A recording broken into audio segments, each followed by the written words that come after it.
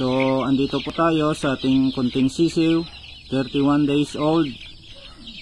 Nagbakuna po tayo ng NCD Lasota with infectious bronchitis.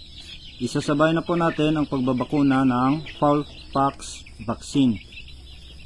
So, ito po ang bakuna. Ito naman po ang diluent ng Fowlpox. Maliit po siya, hindi kagaya nung sa NCD. At huwag kalilimutan, ito po ang pricking needle. Yan po, tatandaan kung bibili ng bakuna sa Fowlpox or bulutong. So nakikita po ninyo, bukas na ang bakuna at bukas na rin ang diluent. Iingatan lang po ang pagtitimpla nito dahil walang coupling. Di kagaya doon sa NCDB1 at sa NCD Lasota na merong coupling ang bakuna. So, andito na po ang natimpla na bakuna ng Fowlpox at nandito po yung needle. Tatandaan niyo po, meron siyang parang kanal.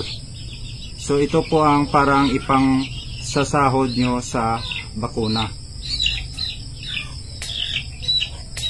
So, isang dip.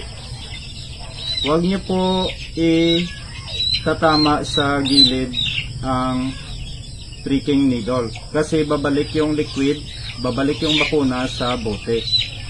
So, ingatan. Isang dip. No? Isang dip. Isang tusok. Twist, bunot. Tatandaan po natin sa pagtutusok ng bakuna, ang wing web lang po ang dapat na tamaan. Huwag niyo pong tatamaan itong muscle ng manok kasi masisira ang kanyang pakpak. Dito lang po sa wing web or balat. Okay daw. Twist, bunot. Isa pa. Dip, tusok, twist, bunot.